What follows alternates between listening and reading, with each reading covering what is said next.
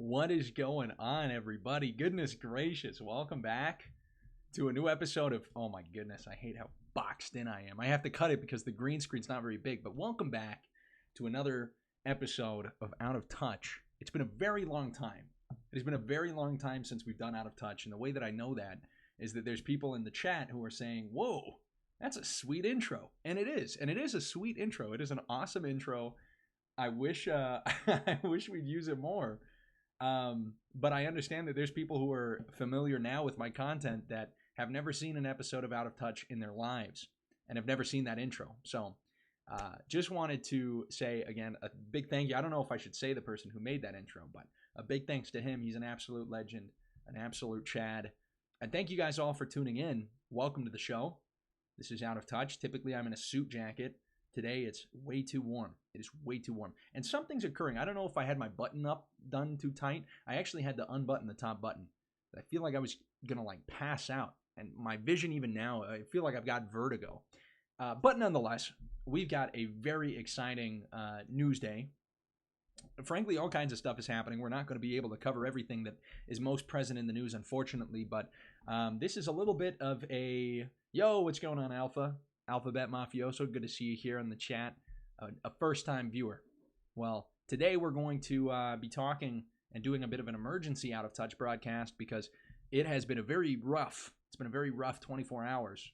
I mean, now it's past that, but there were a pretty rough 24 hours. There was a pretty rough 24 hours for the members of the Church of Jesus Christ of Latter-day Saints. For all those who are not aware, I believe it was Sunday morning we got the news, or maybe it was Saturday night, we got the news that our beloved prophet Russell M. Nelson had passed away. He at 101 years old. And I saw Elijah Schaefer was tweeting about that. He said, for his untimely death. Frankly, I don't know if you can get any more timely than 101 years old. But nonetheless, the sympathies are appreciated. But then right after that, right as we are in a state of mourning as a church, there is a terrible mass shooting at a church in Michigan. And this is, Ben Shapiro called it a temple. Hey, Ben, it's not a temple. Well, it's not a temple, okay? Okay, Ben?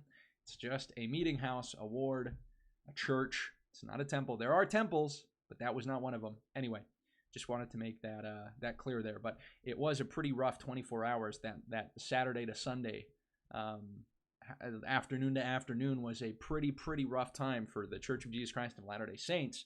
And unfortunately, the responses to it were not the best across the board, especially on Twitter by certain, even religious leaders, unfortunately. That is the tough part.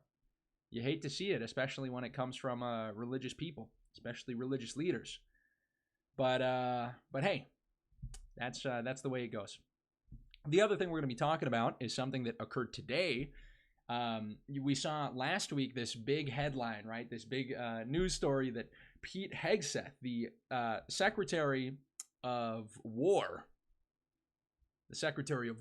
now, has convened or did convene all of the leaders of the military from all over the place. This was the largest meeting of military leaders in the United States in recent history. And everybody was worried, are we going to go to war? And as always, I took all of my chips and I went all in on nothing was going to happen. And what do you know? Basically nothing happened. He gave a speech today. There's some changes within the military, but none of them are huge changes. We will, however, be going over a little bit of that because, I mean, frankly, watching it, it was really funny. The unfortunate reality is that everything now is Reddit. Everything is Reddit. Nothing is truly funny. Nothing is. I mean, it's funny, but it's never like in a intentional sense funny. It's just kind of it's Reddit cringe. So maybe you get some kicks out of it just watching it, but not because they're trying to be funny. They're not laughing with us. Unfortunately, Pete Hegseth has terminal millennial brain, and it made his presentation a bit comical, but of course not intentionally. So we'll be talking a little bit about that. I don't know if you guys saw any of the clips. There's a clip that I saw right when I got out of class from it, which was why I'm a little bit late today. I wanted to watch all of his segment. I didn't get to watch all of Trump's, but I did watch all of Pete Hegseth's in order to catch all of the different changes that are going to be occurring in the military. And by the way, not to spoil what we're going to be talking about a little bit later when we go more in depth into it, but the changes are good. I'm a fan of the changes. I'm a fan of taking the military in this country more seriously. It obviously has been, kind of a demoralization campaign waged against the military these last 8 years. Well, not 8 years, 4 years really. But so I'm absolutely not at all against beefing up our military and changing some things that needed to be changed. I just wish that we could be less Reddit about it. And you know what it reminds me of? It reminds me of a couple months ago when Pete Hegseth did, he did this whole statement about how we're going to use drones in the military. I don't know if you saw this on Twitter. On Twitter, he released a video basically saying we are going to up the United States, funding of drones and AI and whatnot to beat the world in the AI arms race. And he was flanked on either side by one soldier holding an iPad controlling 2 drones. And it was you could tell that they did it in just one take because he kind of stutters at certain points. There's moments where he what is it? I think he rips up a paper or something, or the drones grab a paper or give a paper to him. And all of it was super poorly executed. You could tell they just kind of put it together, and it sucks. It's if you're going to talk about beating the world in an AI arms race, an AI video would have done better than doing this one take with stuttering and with the lackluster performance and presentation. I mean, you had 2 guys with drones. Me and my buddy Michael, we could do that in our backyard. Just we get our new Christmas present. You get a drone in the mail, and you could create a more fun presentation with your buddy Todd. So anyway, that was lackluster, and unfortunately, his presentation today was also very cringe. But the changes are good. But we'll be analyzing that. We'll be talking about what's important about it, and we'll be talking a lot about the shooting in Michigan because, frankly, nobody's giving the right take about this. And then, one of the other things that we will be addressing is the Wunderkind that we have been seeing on social media as of late, the Charlie Kirk protege, his understudy, his successor. And you already know who I'm talking about. You've seen him on your feed as of literally a week ago, and never before that in your lives had you ever seen that guy on social media, because he was pulling, I think, 15 views a tweet. But nonetheless, he has risen. He has climbed to some amount of infamy, to some amount of prominence in online circles, regarded by even, I believe it was the New York Times. Am I wrong about that? Was it the New York Times? Let's double check. We're good about the fact checking on the show. We don't want to say anything that's so totally incorrect. The Independent actually covered what we're going to be talking about. That's really funny, actually. The Independent. Maybe we'll read from the Independent about that. Times of India. Who's funding this kid? Who is funding this kid? Anyway, but there was an article written about how he was going to be the New York Post. Okay, real. Thank you. Appreciate that. This is. Yeah, the New York Post. The New York Post ran a headline saying, and the Hindustan Times, bro. What the flip is even this? Who is Brylan Hollyhan? 19-year-old conservative dubbed Charlie Kirk's heir. Vows to get louder amid threats. Wow. Thank you. Thank you, ALX. Thank you, Alex, there in the chat. We appreciate you coming in clutch. But yeah, the Times of India, Hindustan Times. What's going on here, guy? Where's that funding coming from, huh? Anyway, we'll be talking about him. We'll be talking about all of the kind of aftermath, what has occurred within the right wing as a result of Charlie Kirk's death. Erica Kirk, we'll be addressing her a little bit. She's been, she's been getting some flack. She's been getting a lot of flack for the reactions to her husband's murder that many are calling inauthentic, many are calling not grieving. And frankly, I'll be honest, I'm not a huge fan. I'm not a huge fan of going after her. But I'll add a little bit of nuance to this take that I don't think many people have considered, or that many people include in their own analysis of it. But it's not going to be a show basically in order to deduce if she's being serious or not. I, for the record, do believe she's serious. But to summarize it in a sentence, I believe that she is incredibly political. Her brain is in a political state of being, and it makes everything she does appear performative. But we'll dive more into that in a bit. Anyway, to begin, I do want to play a quick video. This was so funny. This was so funny to me. I'm sorry. I can't help myself.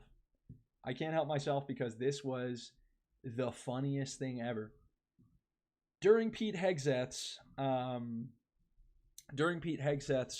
speech, he talked about the new mission, and he certainly did not forget to mention that the Department of Defense has been renamed the Department of War, as he touts, of course, all over his social media. Christian America, husband, father, author, veteran, Sec War. My views are my own. Official accounts at Sec War, at Department of War. So, you know, in case anybody was doubting, it is the Department of War now. In case anybody was concerned about that, dude, I gotta lower myself. I feel like I'm too high up. There we go. Now I'm on your guys' level. That's a joke. I love you guys. I'm frankly pretty short. But there was a clip from his speech which just needs to be shared for the comedic effect alone. Here it is. I don't know if Betty Johnson posted it, but I don't know, like, hold on. This is so funny. I apologize, guys. Give me just a second. I want to make sure you guys can see this. All right. We're gonna show this all to you so you guys can get a look. At this. This is so funny, dude. I just can't.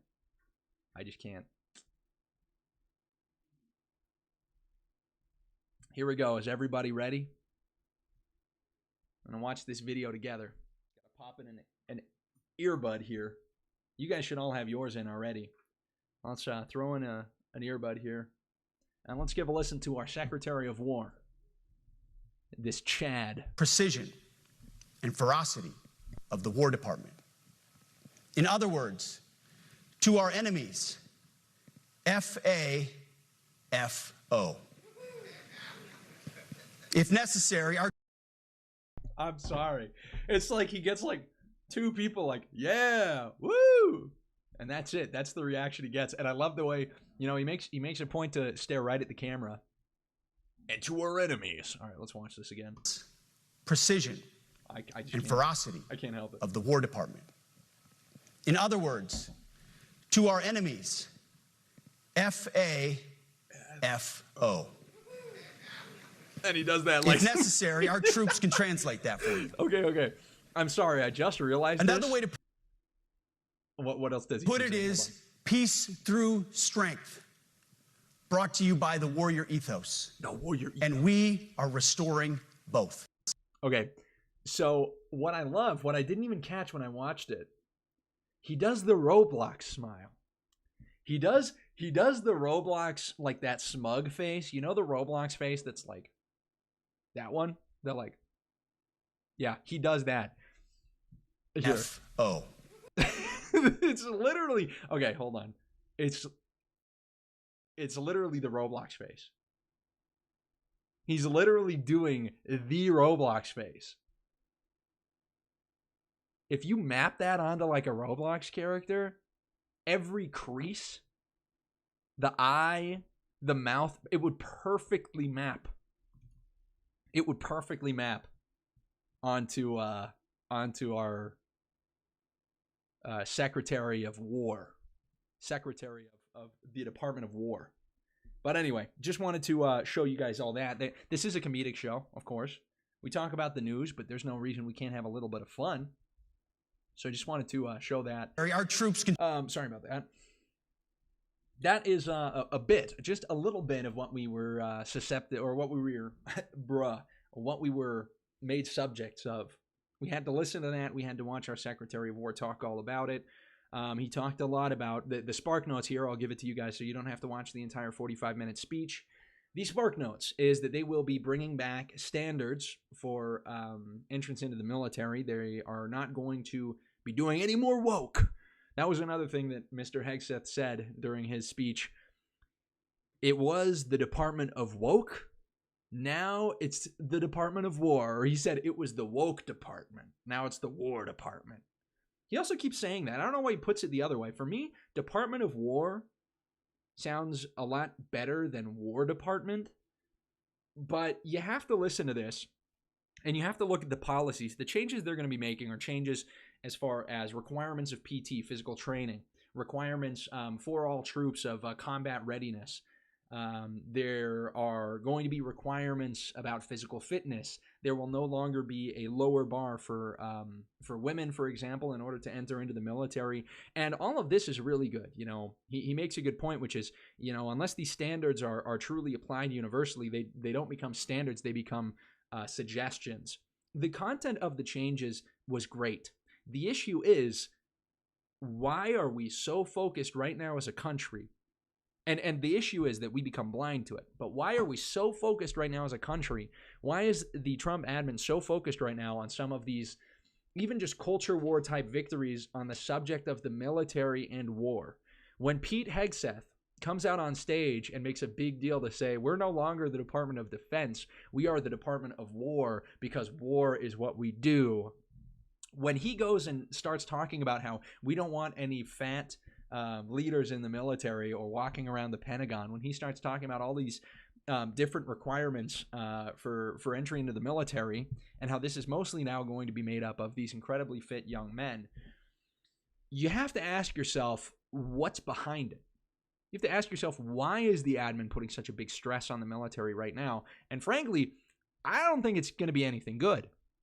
You know, we are on the brink. We are on the brink of a conflict, a serious conflict with Iran, with Israel, and other forces in the region.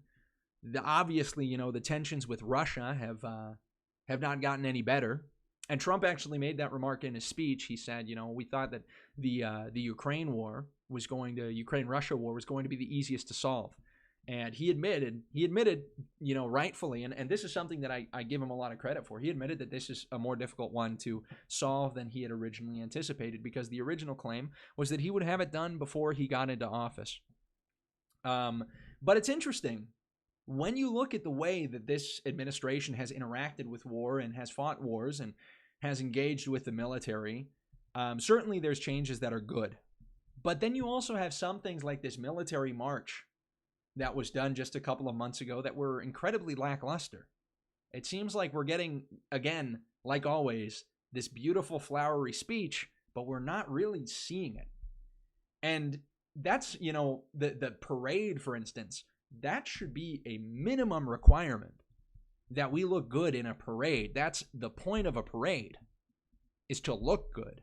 So that was something that was interesting. But you have to think, if we're talking about war so much, it is because there is an active effort to normalize it to us. It's no longer the Department of Defense. It's the Department of War, because war is what we're going to be doing pretty soon. And we need to make being in the military look cool again. Because a lot of people know, or a lot of people have the perception that being in the military, you know, kind of sucks. At least that was the idea when it was the Department of Woke instead of the Department of War. Well, here's the issue. If we make it look really cool now, and if we're changing the requirements to get more serious about the way that our military is working, why is that? To what end? Is it just to have, you know, a better looking reserve? Is it just to have, you know, some more optical legitimacy on the world stage? No, it's because we're going to very soon be engaged in conflicts. We will be going to war soon. And before you go to war, you need to make sure to rally public support. Which is why, before entrance into many wars in this nation's history, public polling and active efforts to make service look as, you know, admirable and as seductive as possible were always made. You have to entice people, and you have to make them feel proud of the wars that you're engaged in. There is a huge effort made to represent war and to represent the military as attractively as possible to the civilian population right before you enter into war. That's why you have these efforts to like post the videos on social media that now are, of course, comprised by, buff white dudes. Here's the question. Do we want a bunch of like buff family, like father age? It's kind of a weird way of saying it, but at the age where they could be fathers, where they could be, having large families, do we want those men to be going out and dying in foreign wars? And do we trust our admin to keep us out of them? It's interesting because when you talk to people about the amount of conflicts that this admin has been involved in, there is dishonesty in the statistics that they cite. This was an interesting thing that I found. There was a debate held with some Trump supporters not too long ago, and while they were citing the wars that Trump has gotten us out of, or that Trump has won for us, one of the wars cited was the war with Iran and Israel, in which the U.S. sent bunker busting bombs to drop on the nuclear enrichment sites in Iran. I don't know about you, but I don't count that as like successfully winning a war. We got dragged into that. That was not a war we were engaged in prior to the change in the presidency. This is a new war, and we haven't won it. It's far from over. I think we can all sense that. We can sense something brewing. We'll see, and this is something that unfortunately we don't have the time to touch tonight. I haven't done enough research into it in order to give you a good scoop about it, but Trump has come out with a new plan for Gaza, and that's something that we'll be monitoring very closely, because this, of course, could arise to become contentious very quickly. But I just was thinking about this, and another very important thing that was mentioned in the speech by our Secretary of War. I turned up the volume a little bit. Thank you, by the way, for the people in the comments saying that. Oh, yeah. By the way, another one of the changes, no more beards. No more beards in the military. You got to be clean cut. That was one of the changes. Another one of the changes, and one of the things that Pete Hegseth specifically talked about, was efforts to shut down anonymous speech by members of the military. Efforts to make sure that there was no demoralizing occurring behind anonymous accounts on social media. And because when he mentioned that, I felt, I understand there are demoralization efforts. But if you look at the average soldier, do you think they're all like super woke? Do you think your average, Marine, your average member of the Army, your average Navy SEAL, do you think they're woke? I don't think most of them are. Why would they be demoralizing? What things are they posting that demoralize the military, that demoralize their comrades? And then it struck me, and it goes to what I was saying at the beginning. It speaks to it. The demoralization is usually defined as members of the military opposing the foreign conflicts that they are sent out to serve in.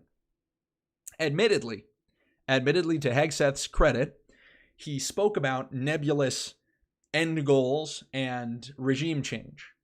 He is not a fan of it. The admin is not a fan of it. Trump's not a fan of it. And that's a major reason why he was elected. But can you not see a world where we are now, and this is part of the changes that are being implemented right now, can you not see a world where the Department of War becomes more and more suspicious of members of the military, members of the ranks, who are perhaps just not fans of the foreign conflicts that we are being dragged into, who maybe do not want to support, either with boots on the ground or by sending our military resources, missiles or otherwise, bombers or otherwise, to the Middle East in order to fight wars that we have been dragged into? That's what I see. What I see happening is a concerted effort to, frankly, produce propaganda for the military so that the military and enlistment looks cool. Additionally, I see more and more of an emphasis on war, on being in conflict. A rhetorical change, but also a change in mission. If you listen to the first 5 minutes, which are arguably some of the most important minutes of any speech, if you listen to the 5 minutes, the 5 beginning minutes of Pete Hegseth's speech, you will see that there is a huge shift in vision to war, to conflict, to, like he said, this warrior ethos.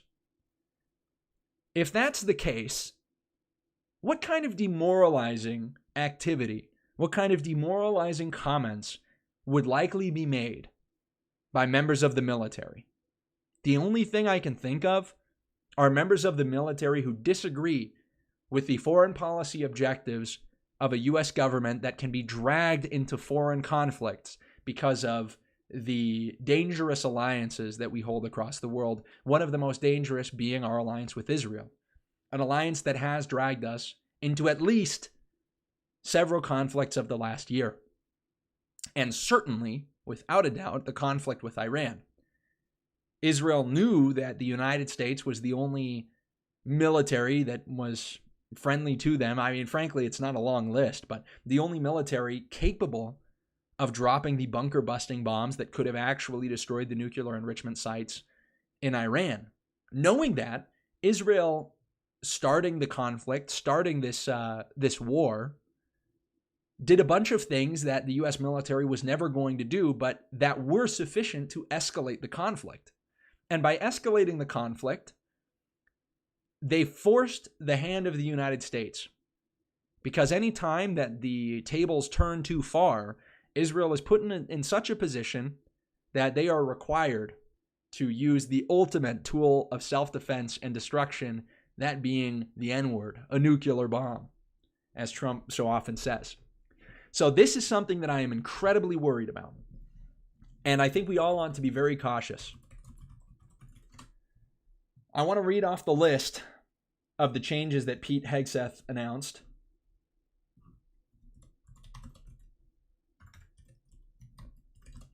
Give me just a second here so that we can get all of them squared away and you guys know what it is.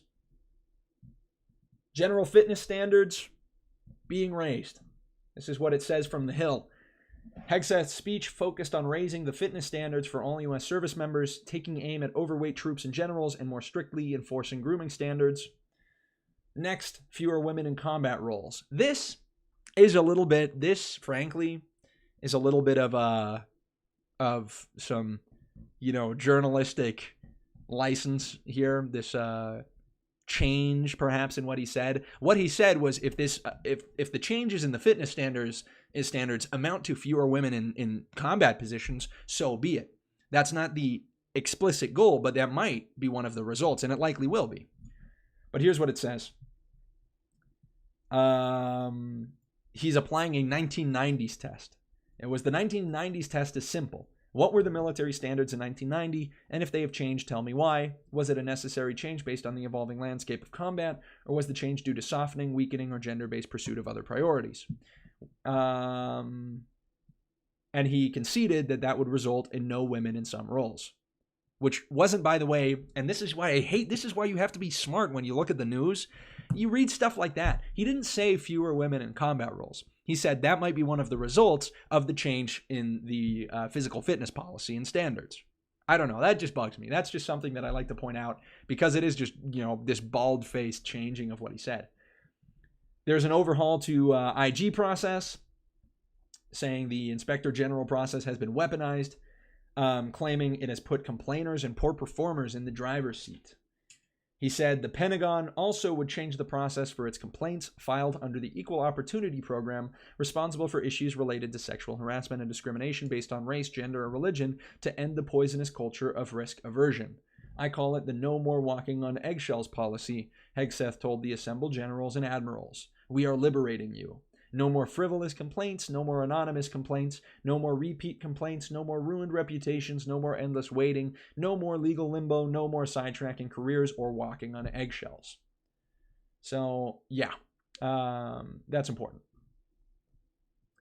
Next, he's going to, this was an interesting part. He defended the firings that he had or that he had done, because there were some people, of course, involved in the military complex that were not so committed to the true aims of the military, but rather to this mission of diversity, equity, and inclusion, and otherwise. Oh, they don't even, dude, the Hill didn't even include it. Maybe Fox News will. Fox News probably will. This was interesting. Fox News doesn't even include it either. I'm at least doing a word check, and it's not coming up. That's actually even more suspicious. The fact that I'm Googling this and his comments aren't even being brought up. Sussy. Where is this? Was it the adverse information policy? Was that the one?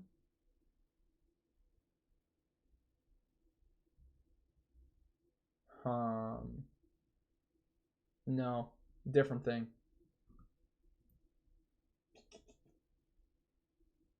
Dude, I wish it was here. There's something very interesting. Maybe I'll try to find a clip of it, or if one of you wants to try and find the clip from the speech where he talks about the use of anonymous social media accounts, and he says that specifically.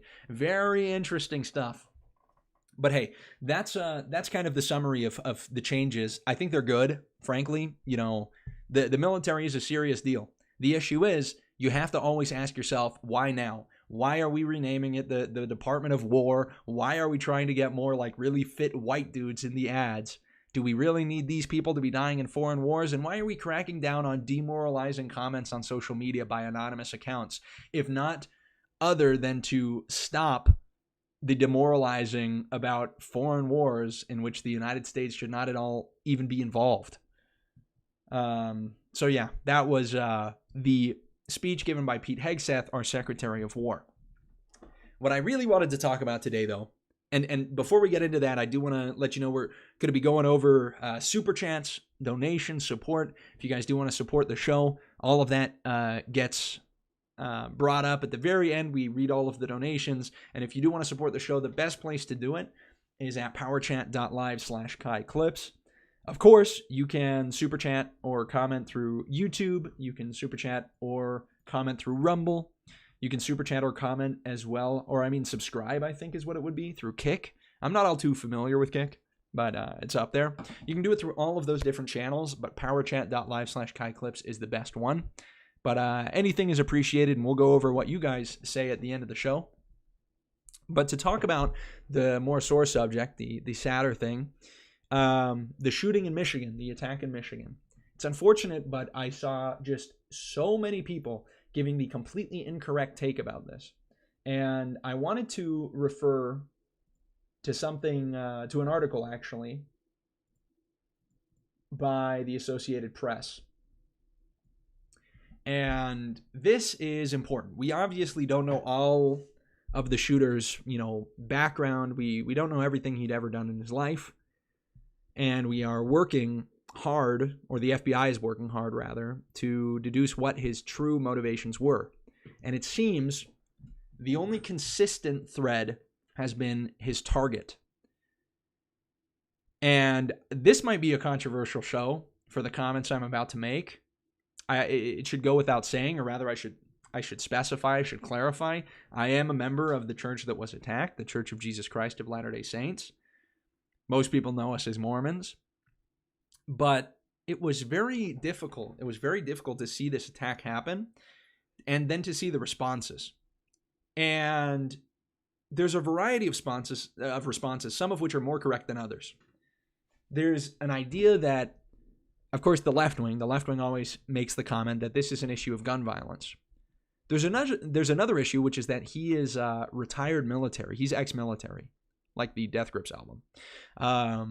The shooter, whose name was Thomas Jacob Sanford, was a retired member of the military. He served in Iraq, or at least had Iraq plates.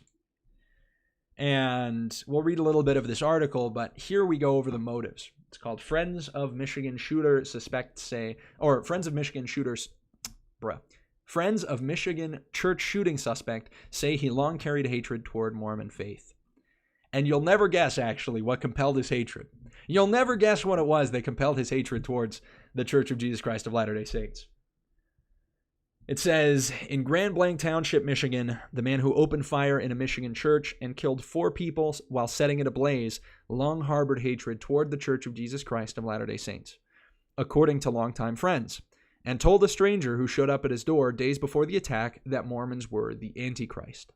The suspect, identified as 40-year-old Thomas Jacob Sanford, began making those sentiments known years ago, following his return from Utah. And what did he do in Utah? Anybody know? Did somebody spit in his swig drink? Nope. Did he not get a tour of Temple Square? Nope.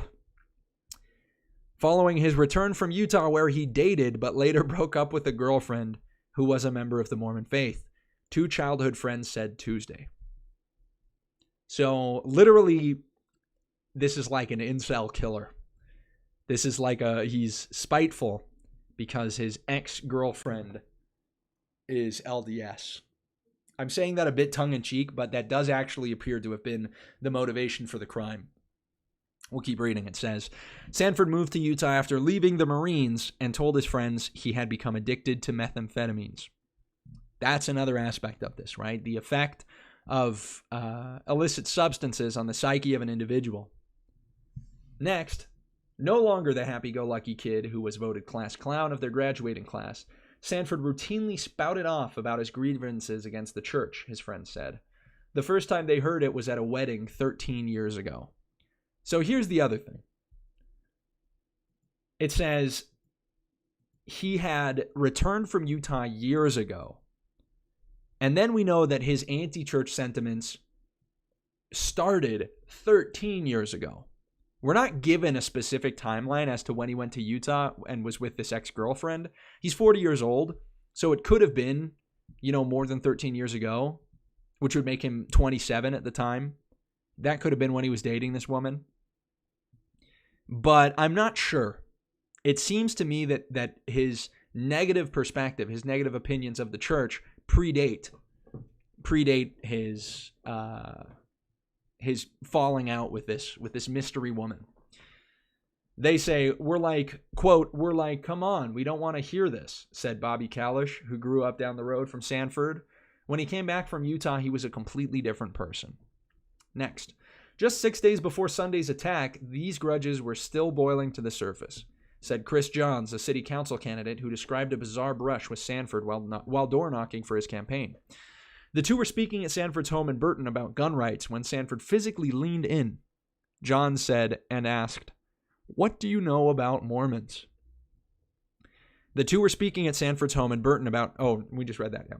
For close to 15 minutes, Sanford spoke in controlled and calm tones about the Mormon faith, saying he was concerned about their beliefs while expressing that he was a Christian. Sanford then said he believed that Mormons are the Antichrist, according to Johns. Johns is the city councilman who did the interview with him or was knocking doors and met him. That's something I'll never forget, he said. Police have released very few details about Sanford, who died after being shot by officers, and have refused to discuss what might have motivated the attack at the church, which was set, reduced to rubble. I think it's supposed to say, which was set on fire, reduced to rubble in Grand Blanc Township, about 60 miles north of Detroit. On Tuesday, Sanford's family released a statement through a lawyer expressing condolences. No words can adequately convey our sorrow for the victims and their families, they said. Sanford served 4 years in the Marine Corps after enlisting in 2004 and deployed once to Iraq for 7 months, according to the military records. His commander during the employment, David Hochheimer, said the unit never saw combat or incoming fire. It was a relatively quiet time, he said on Tuesday. Sanford moved to Utah shortly after leaving the military. His friends noticed... Okay, so yeah, we're working with more than 13 years ago. His friends said they noticed a change after he moved back home. Thinking his battle with addiction was to blame, Kalish said his friend was no longer the short, stocky ball of energy who once bought dozens of flowers to give out to girls before the homecoming dance. Around bonfires with friends, it wasn't unusual for Sanford to start talking about how Mormons were going to take over, said Francis Torsini, who, along with his twin brother, was among Sanford's best friends. It was just so random. Quote, "It was just so random. It was like, why Mormons, dude?" Terzini said. "It's hard to explain. We didn't take it serious. But there were no signs that he was a threat to anyone." Terzini said. An avid hunter, Sanford was married now and raising a child at home. Quote, he never said, "I've got to do something." He said, "There's a Jake we all knew, and there was one who was hidden. It wasn't apparent to us." Victims included devoted grandfathers. Federal investigators remained at the church Tuesday as heavy machinery began removing debris from the church. Authorities have not yet released the names of the 4 people who died or the 8 people, ages 6 to 78, who were wounded and expected to survive. Among the wounded were a father and his young son, according to a GoFundMe post. One of those who died was being remembered as a grandfather who adored spending time with his family. John Bond, a Navy... Wow, that's a name. John Bond, a Navy veteran, was well known in the community and loved golfing and trains, according to friends organizing fundraising for the family. Another victim was identified by family and friends as Pat Howard, 77, of Holly, Michigan. He attended the service with his wife, Kitty, who was not wounded during the attack. Family friend Kara Karuba told the Associated Press, "Uncle Pat was so many things. In my mind, I see him mid-conversation, his eyebrows raised, his eyes bright and smile just starting to show," niece Maureen Seliger said on Facebook. So we'll finish this up. There's just a little bit left of this article, and I think it is good to tell this whole part of the story. It says Jeffrey Shaw, Bishop of Grand Blanc Church, said in a video posted Monday that the attack has left the community reeling. Quote, "As you could expect, our members are quite shaken in spirit and in body," he said, "and it hurts. There has been an outpouring of support from different faith communities," he said. "It was very humbling to see how much good there is in the world today, and that, above all, we are all children of the same Father in heaven," he said with a tremor in his voice. Sanford drove his truck into the church's brick wall while members were gathered inside Sunday morning. He apparently used gas to start the fire and also had explosive devices, said James Deere of the Bureau of Alcohol, Tobacco, and Firearms and Explosives. Flames and smoke poured from the church for hours after the attack. Jerry Eaton, 78, who lives across the street, sheltered 7 people who fled the church, including a mother with her 4 young children. He was watching television when he heard the shooting. "I've done a lot of hunting, so I know the sound of gunfire," he said. "As much as I didn't want to believe it, that's exactly what it sounded like." So this, of course, is a very big tragedy, and it's tough. It's very tough to have something like that happen, and then to go, of course, to Twitter, as one does, and to read comments and messages from people who are entirely unsympathetic. Or maybe they're sympathetic but totally don't get that this is a moment that should require or promote at least a little bit of reverence. Not 24 hours, not 12 hours, in some cases not an hour after the shooting was announced or shown on the news, people already rushed to make clear their theological discrepancies, their theological issues with the Church of Jesus Christ of Latter-day Saints. People rushed to say things like, and these are some of the ones that I replied to, "I'm not trying to be insensitive to the situation, but I find it very important that we recognize that Mormons are not Christians, not even a denomination of it. The violence happening in the world should be addressed, ... Pray for them and for their repentance. Now is the time to draw closer to the Lord." If your reaction to families being trapped in a church, being burnt down, having, their fellow churchgoers gunned down, the elderly, women and children, fathers, husbands, if your response to that contains pray for them and their repentance, you've lost the plot entirely. And frankly, I just want to be clear about this. The people who went out and began to raise this big deal about the issue of whether or not Mormons are Christian, we're not actually members of the Church of Jesus Christ of Latter-day Saints. We were all mourning the loss of life. It is an absolute fabrication to say that there was any kind of effort to be opportunistic about the tragedy in order to shoehorn our religious perspectives into the conversation. That was not the case. Luckily, there were a lot of people who did get the memo, who understood, the situation, the tenderness of it all, and who were able to refrain from, bringing up these autistic theological debates. But others did not. And one of the people who is most frustrating is Pastor Mark Driscoll, who, of course, was on the Charlie Kirk show yesterday or the day prior. I think wasn't it literally Sunday When was he on the Charlie Kirk show? When was that? I think it was literally either yesterday or... Yeah, it was yesterday. Yep. The day after the shooting, Pastor Mark Driscoll goes on social media, or goes on the Charlie Kirk show. But what has Pastor Mark Driscoll said about members of the Church of Jesus Christ of Latter-day Saints or Mormons? Well, here's a message. And of course, by the way, I hated this.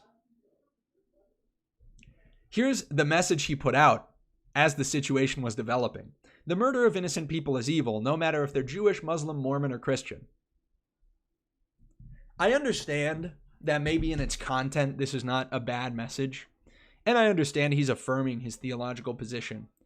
But he knows what he's doing.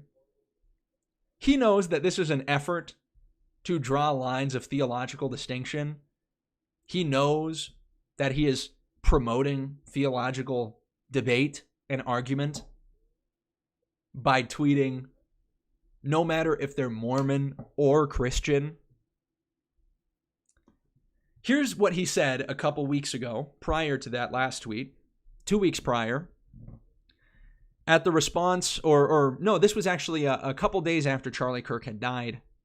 This is what he posts on September 14th, just 2 weeks ago. There will be 0 Mormons in heaven. It is a demonic cult. A literal demon is on top of every Mormon building. And first of all, that's not even true. I think he's talking about the Angel Moroni, and the Angel Moroni is not on top of our meeting houses, you dolt. Here's the tweet that he posted a day prior regarding Tyler Robinson, Charlie Kirk's assassin. The assassin was a Mormon. This is not the same as Christianity. It is a demonic cult. Mormonism's Jesus is no closer to the Christ of the Bible than Islam's Jesus is. So, yeah. This is the guy that goes on the Charlie Kirk show the day, and I understand he was probably planned to be brought on since before the shooting happened. Nobody plans for that kind of shooting to occur. But it is that kind of bickering, it is that kind of insensitivity, it is that kind of terminally online religious speak that, frankly, needs to be combated. That's not okay. It is not okay to see families murdered and have your first response be some theological bickering. And it's so frustrating. Nobody doubts, and I said this on a space yesterday, nobody was doubting that you don't like or don't agree with Mormon theology. Your name is Pastor Mark Driscoll. Your name is Orthobro 1488. I don't know. Your name is Rad Trad Catholic. Nobody is surprised that you don't subscribe to LDS theology. It's in your name. Nobody benefits by you putting on the internet the fact that you personally don't believe Mormons are Christian. And doing that, frankly, is a way of creating a larger divide between the Church of Jesus Christ of Latter-day Saints and Christians in an effort to reduce the amount of human empathy that people feel for us. I almost said them, for us. That is the reason you do that. You do that in order to otherize the Church of Jesus Christ of Latter-day Saints. And look, I know not everybody who watches this show is Mormon, but most of you guys have interacted with us. Most of you guys have interacted with missionaries. Tell me how many bad interactions you've had with the Church of Jesus Christ of Latter-day Saints. Tell me how many bad interactions you've had with missionaries or with members of the church. What, did they lace the cookies that they brought to your house? No, they didn't. You know what in the entire Western world, you know what the most religious place is? You know what the most religious province is in the entire Western world? It is Utah. Utah has an over 44% weekly church attendance. No other province in the world competes. Not in Europe, not in America. Who gives the most charitable donations of a religious group? The Church of Jesus Christ of Latter-day Saints and its members. Even outside of the 10% tithing that we pay as religious responsibility. Who are the most pro-social? who have the highest birth rates besides the Amish, maybe. Frankly, it's like, who's white? The Church of Jesus Christ of Latter-day Saints. There's so many people on Twitter who want to talk about, the big problem is that white people aren't having any kids. Yeah, well, you call the only white people having kids demons. So, I don't know if you're making the right enemies, pal.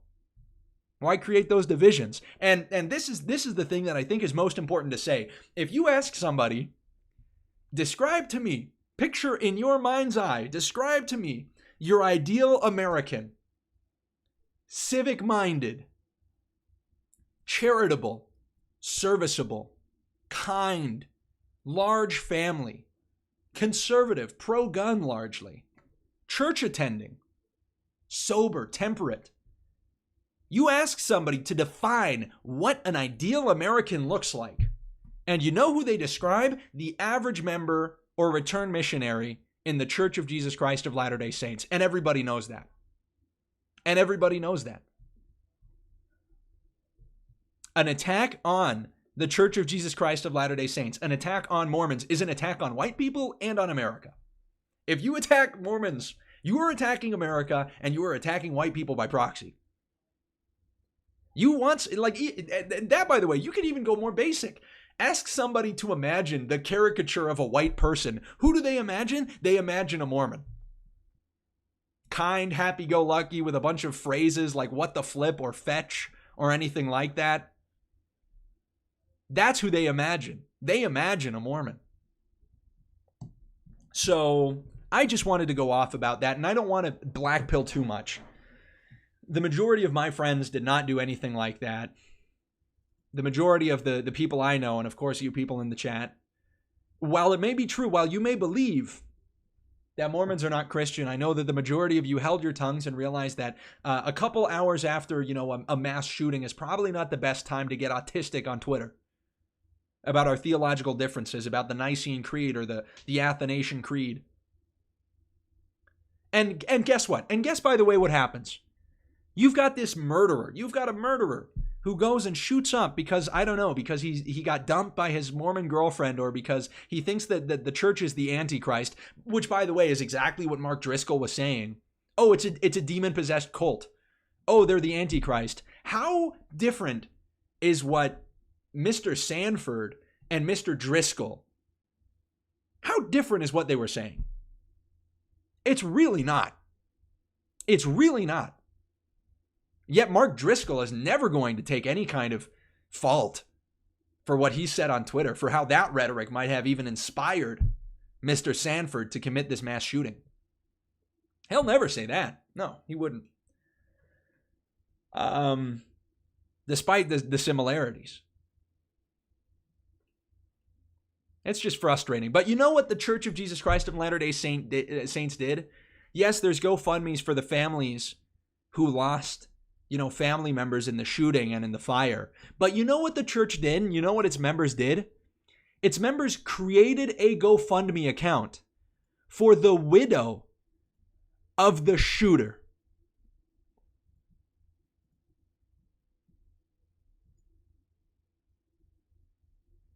Latter-day Saints in Michigan created a GoFundMe for the shooter's widow because we understand that she is also grieving. And that they had a young son with a debilitating illness, and that she is going to need some help too because she no longer has a provider in her family. Because of evil rhetoric, and because of Satan.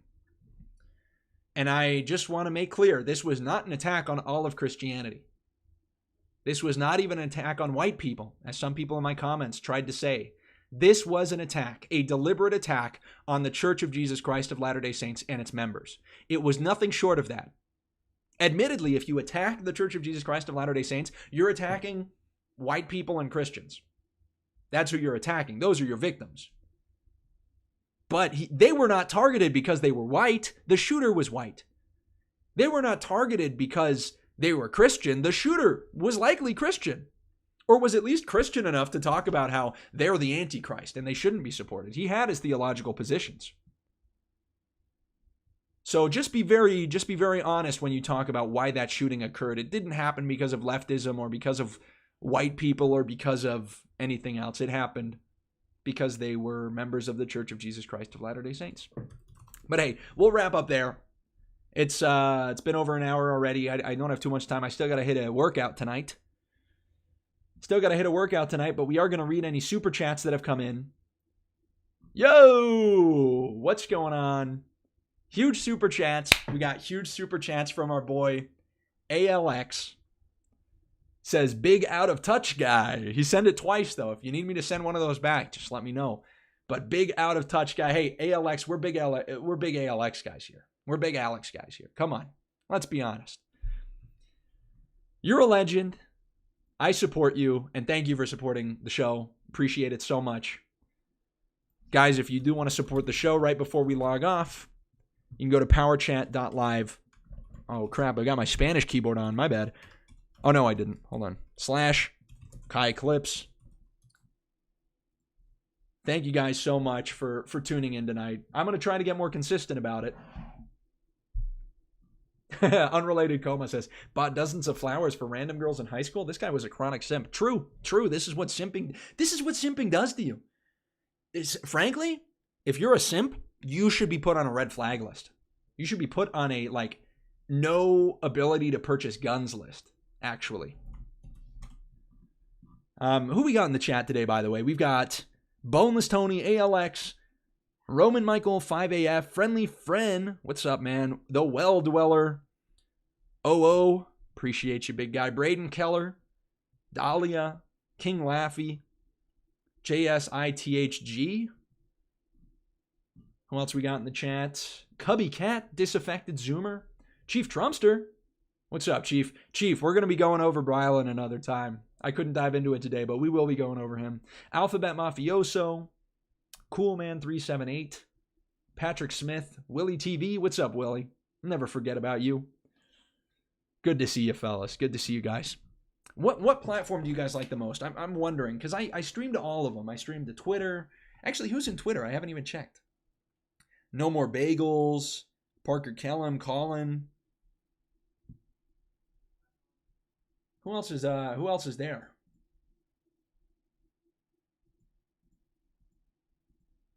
But yeah, I wanted to ask you guys, what's up, Protestant Groiper? Good to see you, my friend. Favorite chipper and jovial guy? That's me. Yo, what's up, Agartha Thug? Good to see you in the Twitter chat there. But yeah, oh, dude, I just realized that this thing at the bottom of my screen, the green screen's coming undone. Poocha. I don't get your notifications on YouTube. You have to turn them on. You have to turn on the notifications. But yeah, what do you guys think? Do you guys watch on Kick or on Rumble or on YouTube? Which one of these platforms is the best for you guys? Dahlia, no worries about it. You're here now. James Hart, what's going on, big guy? Haunted Mound Groiper, good to see you guys. Kai, we need you back in Madison, Wisconsin soon. Dude, all I need is an invite. All I need is an invite, big guy. Just let me know. Let me know when I'm there, pal. But yeah, turn on YouTube notifications. We'll be putting out new videos soon. And let me know, seriously, do you guys, okay, Kick, Roman is saying that Kick is the best. Okay, if Kick's the best, what do you guys think? YouTube is nice to watch on. Yeah, YouTube is nice to watch on. And now that they're getting less strict, it's like I'm wondering if I just stick to YouTube. But it's not reliable is the issue. Yo, Alphabet Mafioso, thank you for the 5. Thank you for the 5 for the super chat there on Rumble. The Rant says, "This is for your church. So sorry what you've gone through. Sincerely, your leftist follower. I prefer YouTube, by the way." Hey, well, I thank you so much for doing that. If you want to support even more the church or any of those families, I'll be posting some of their GoFundMes on Twitter. I really appreciate the support, though. I appreciate it. I know they're hurting a lot worse than I am, but I was livid, dude. I was livid seeing what people were saying on Twitter. It was crazy. It was like, it made me so frustrated. Yeah, Rumble literally didn't have mods until Nick complained. That's funny. I didn't know that. What's up, Crispy Drums? Good to see you in the chat there, pal. What's going on? So, we've got people saying Kick is the worst and people saying Kick is the best. Twitter is good. I think I'll always stream to Twitter. I think I'll always do that. I don't see why not. It's not super consistent, but I think I'll always stream there. Kai never comes to Michigan. Hey, I need an invite. But frankly, you know, the Latter-day Saints have not been treated very well in Michigan as of late, so. What's going on?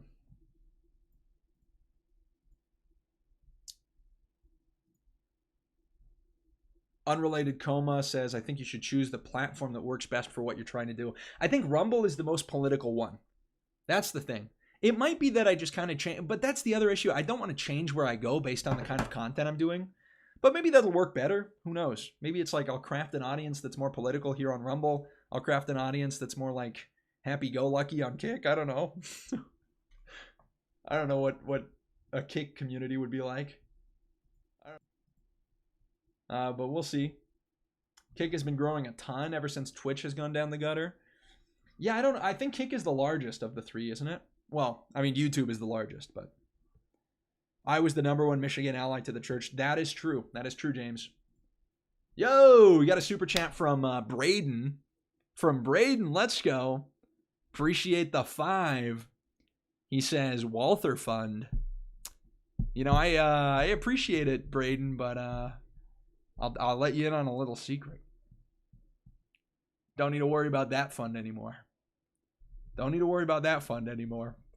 That sounds like really bad. That sounds really cryptic. No, I do have my I'll say the self-defense fund has been filled by a very kind viewer. So just let me know if any of you guys are in Texas and you're looking for some self-defense stuff, just let me know and I can send you a recommendation. Seriously though, awesome. I haven't given that guy a shout out. I don't know how explicit I can be about it. Like, I don't want to dox anybody, any info that's private. What's up, Dalton?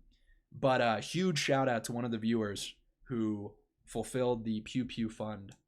Want to give a big thanks. I feel much safer. YouTube is the best for video content. Yeah, I'm going to be posting videos on YouTube. A lot more, actually. A lot more. I'm getting more into the swing of the editing and the YouTube stuff. So we'll be doing more of that for sure in the coming days. I wonder if there's a way. I think there is. I think there's a way that I can get the notifications to play for super chats. Yeah. Let me figure this out. We'll see if we can get the super chats read out like a TTS. Yo, Unkind Inquisitor. Good to see you in the chat. I don't think I've seen you before. Maybe you have had a name change, but Carter Shaw says you really are one of my favorite monologuers in the world. Wow, thank you. Too kind. Rumble is your best bet, but multi-streaming is smart. Yeah, I'm trying my best. I'm out here on the grind. Definitely try posting YouTube shorts. My YouTube shorts haven't gone off. I'm going to keep doing them, but they haven't been crazy. Okay, wait, where is it? The alert box. Which one is it, though? Hold on. Is it this one?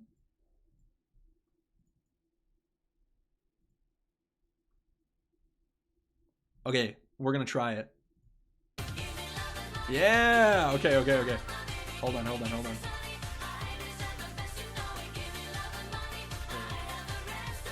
There we go. There's that 5 for Braden, the Walther Fund. Thank you, Braden. $5 Walter Fund. I don't want I need to make a different alert box, though. That's just, like, easier. It's like the faster one. Because the Give Me Love and Money... Aye! There it is. Let's go. Now you got... Hey, Alex, you got your due. Hey, Alex, you got your due now.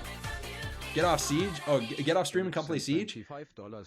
Okay, you know what? Hey, my IRL is telling me to... my day one is telling me to come play Siege. Man, I do that, bro. Man, I'm finna do that. I was already gonna get off the stream, man. Guys, if I get a $100 super chat, I'm gonna team kill. I'm gonna team kill my friend.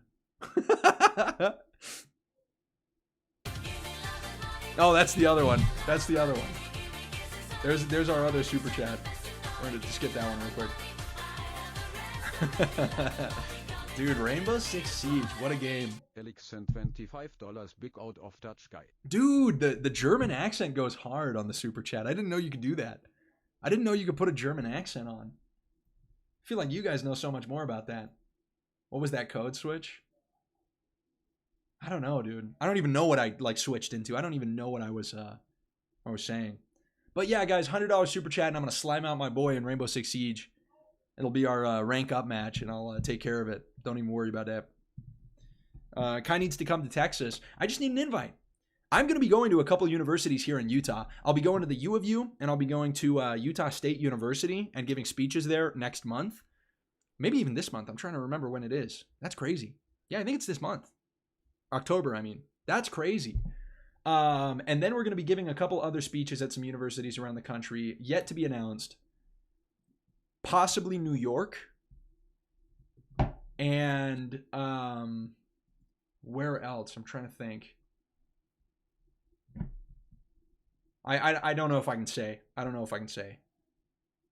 But yeah. Very exciting stuff coming up. Very exciting speeches coming up. And dude, I'd love to get down to Texas again. I got some people to see in Texas. Are you allowed at TPUSA chapters? I think I might be. Only one way to find out. There's only one way to find out. If it helps at all, you can tell that I'm not just like a niche internet micro celebrity, racist, sexist incel. You can tell them that I am the field director for the Utah Federation of College Republicans, is what you can tell them. So, anyway, we'll give it just a second in case there's any super chats that haven't come in yet, and then we'll be out of here. Thank you guys so much again for tuning in. We got to find outro music. We got to find quick outro music. Very quick outro music.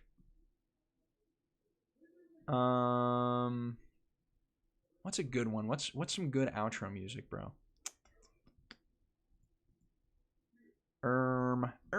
What the Sigma? Oh, this is a good one. There's a new song out today by Magdalena Bay. Big Magdalena Bay fan myself, personally, actually. So that's what we'll play. And just wanted to say thank you again. Small Graydon guy, Leaf, what's going on, big guy? What are you doing here? Matt Swanson, as well as Chief Content Officer of the Republican Hype House. That's so true. Put that on my resume. Roman Michael 5, Dahlia, ALX, Braden Keller, Glogan's back. Roman Michael 5, Crispy Drums, Unkind Inquisitor, Love Not Money. Oh, Love Not Music? Love More? No Music? No clue what you're saying, Leaf. You're skitzing out. My buddy's skitzing out. Yo, Noah Seafree. What's up, man? He says it wasn't 6 million. Okay, Noah. Okay, Mr. Based. Outro song? Dude, if you want me to play an outro song, you have to super chat it. What do you think? I do free outro music? No, I'm the DJ here. I'm the DJ in this spot. All right, guys. That's going to be it for me. Thank you so much, ALX. Thank you, Braden, for the super chats. We love you guys. And we'll be seeing you later. Make sure, tell your parents you love them. I will be posting those GoFundMes from the families in Michigan to my Twitter. Make sure you follow, subscribe, like, put on the notifications, and tell your parents you love them, okay? Love you guys so much. Here is Second Sleep by Magdalena Bay, our outro song for tonight. Adios.